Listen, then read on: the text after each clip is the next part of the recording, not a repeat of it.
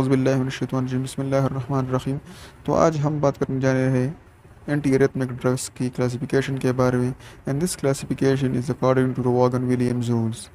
According to Vaughan Williams classification, and Vaughan Williams has classified the antiarrhythmic drugs into four classes: class 1, class 2, class 3, class 4.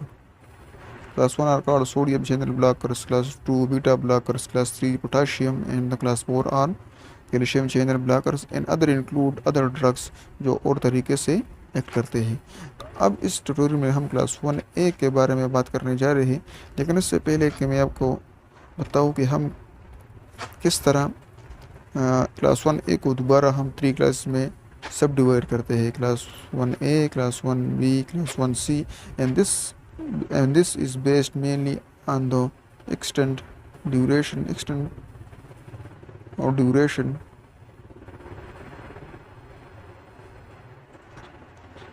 to which they inhibit the sodium channels.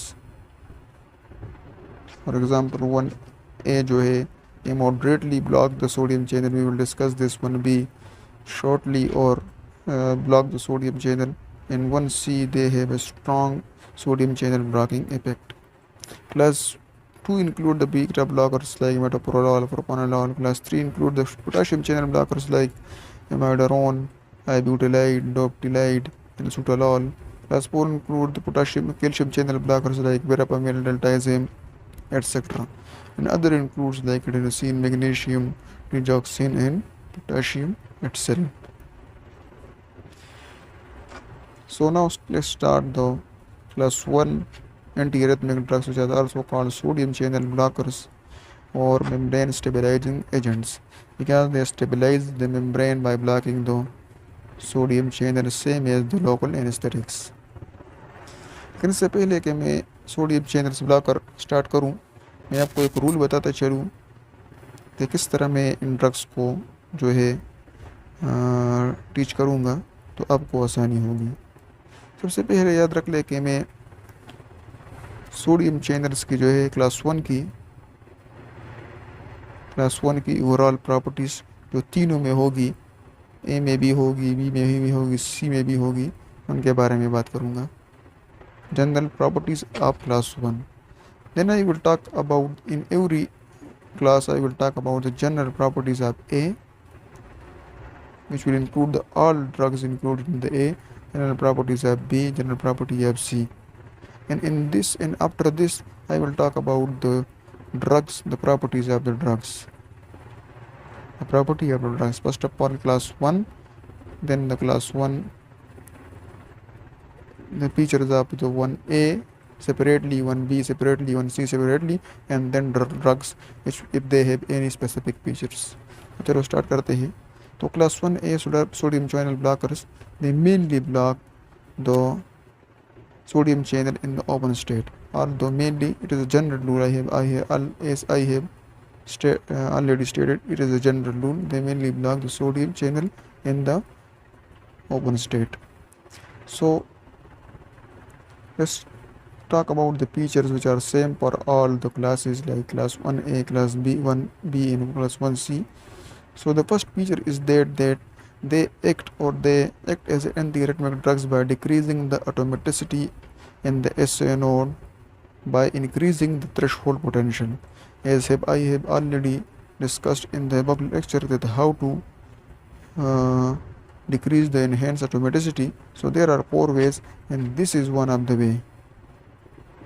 This is one of the way to decrease the atomicity in SA node, and this is by increasing the threshold potential or by decreasing the slope of the spores depolarization. I have already discussed in the above lectures. Kindly watch these lectures. So they decrease the atomicity in the SA node, and this by these 2 mechanisms.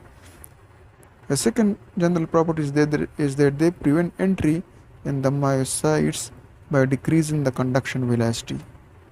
And as I will already state, this conduction velocity is mainly dependent on the slope formed by the sodium channels opening.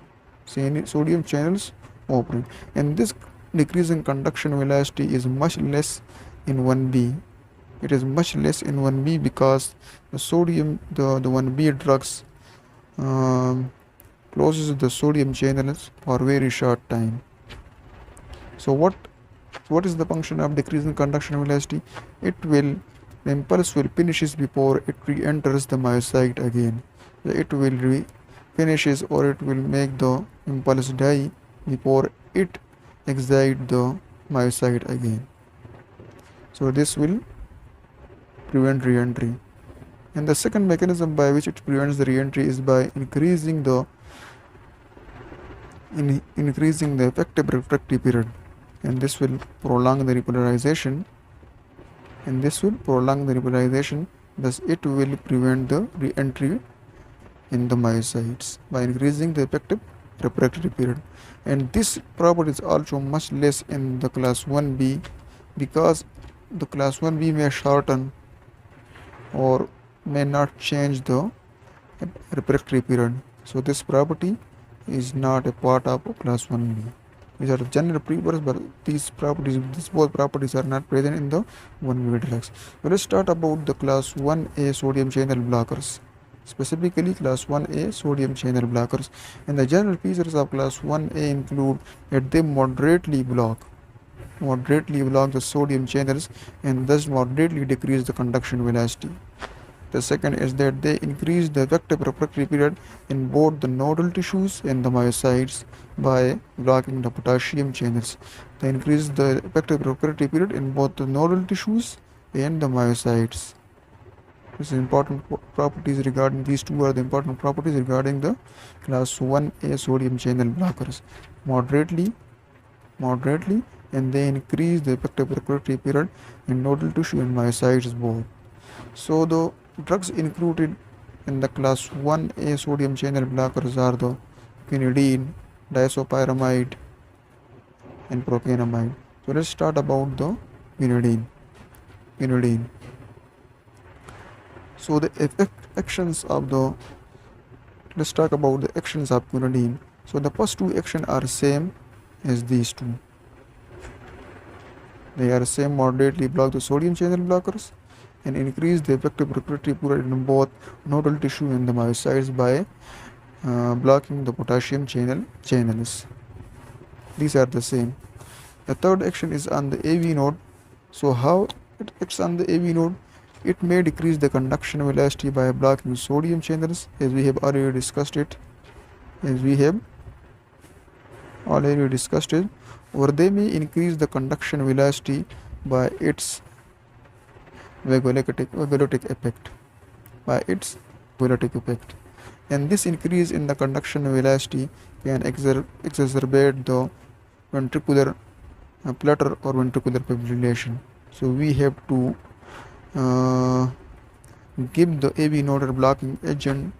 Must give the AV nodal blocking agent with the Quinidine so that it did not exacerbate or increase the ventricular flutter, the risk of ventricular flutter or fibrillation. तो हमें ज़रूर इसके साथ AV nodal blocking agents like adrenergic drugs, beta blockers के साथ ज़रूर देने चाहिए. तो इसके दो इफेक्ट है, एक तो है डायरेक्ट इफेक्ट है, एक दूसरा है वेगोलिटिक इफेक्ट. जो कि the fourth action is on the blood pressure. It causes decrease in the blood pressure, and this is due to the alpha adrenergic blockade, which causes vasodilation and thus reflex sinus tachycardia. It can cause reflex sinus tachycardia due to the vasodilation caused by the alpha adrenergic blockade, which will cause decrease in blood pressure or hypertension. It also acts as a cardiac depressant. The fifth effect is that it reduces the skeletal muscle contraction, and this is due to interfering with the intracellular calcium sequestration property of the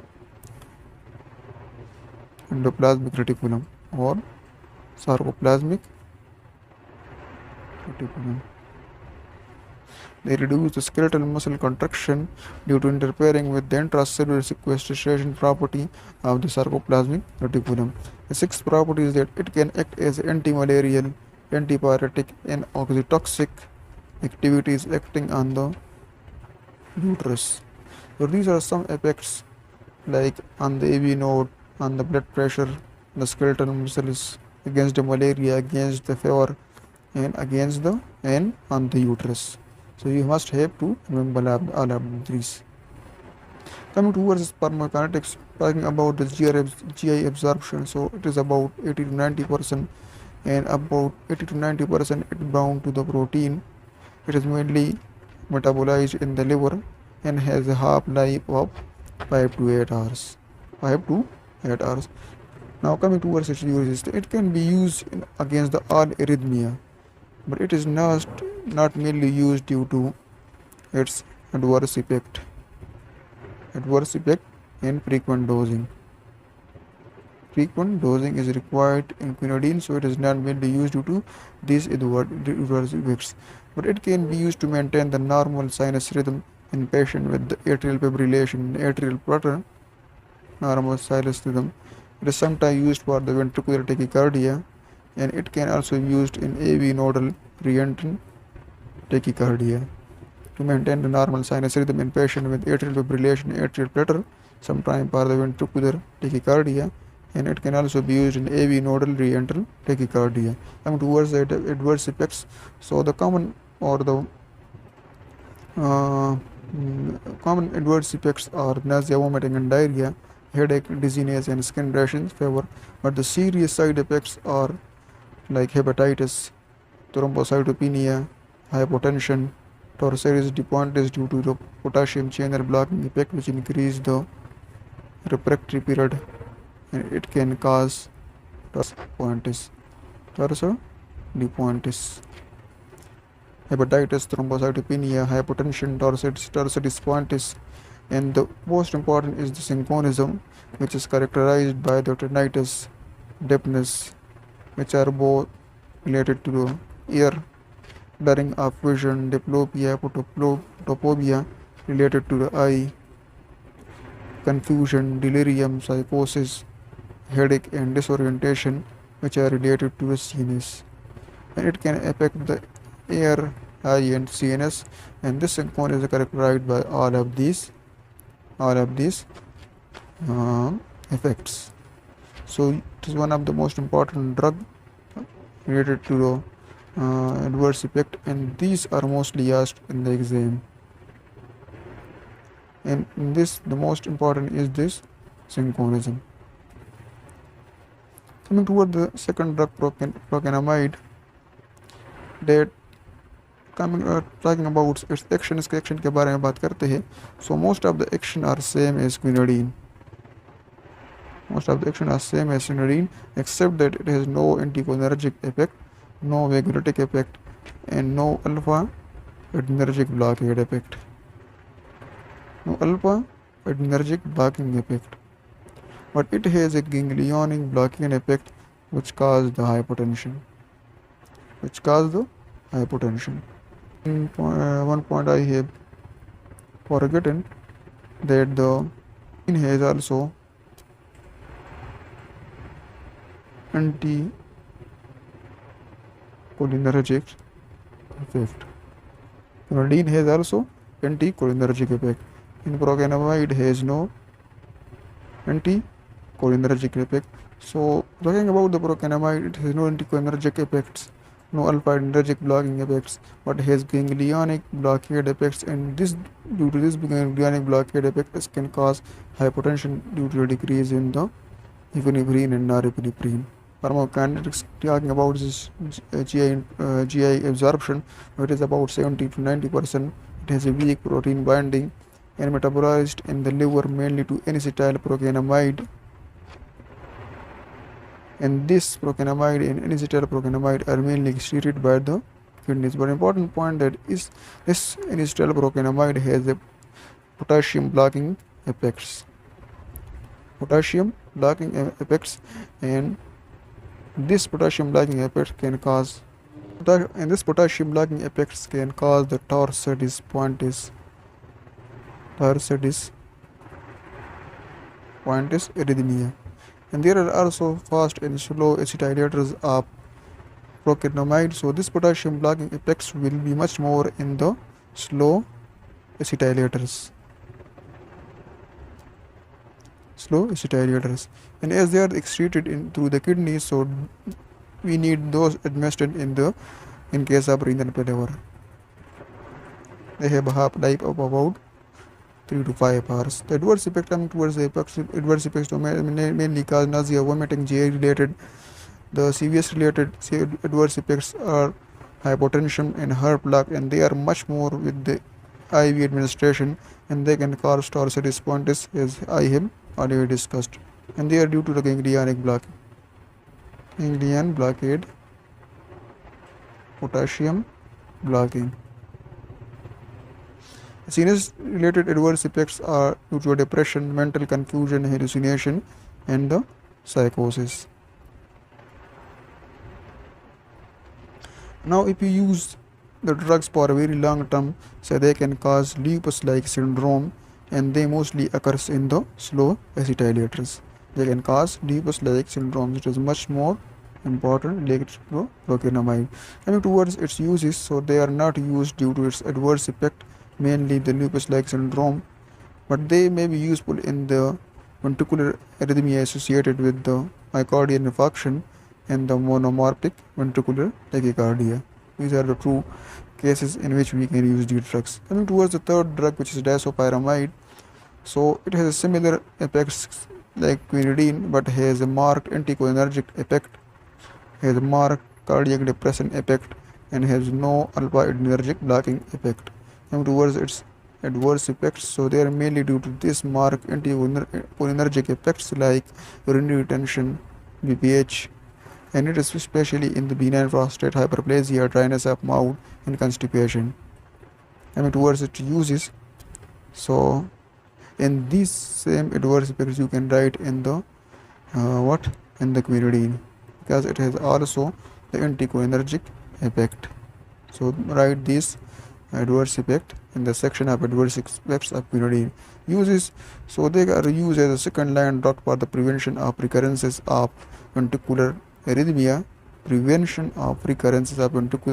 second line drug, and it can also used to maintain the sinus rhythm in patient with atrial fibrillation and atrial flutter, same as the Quinidine.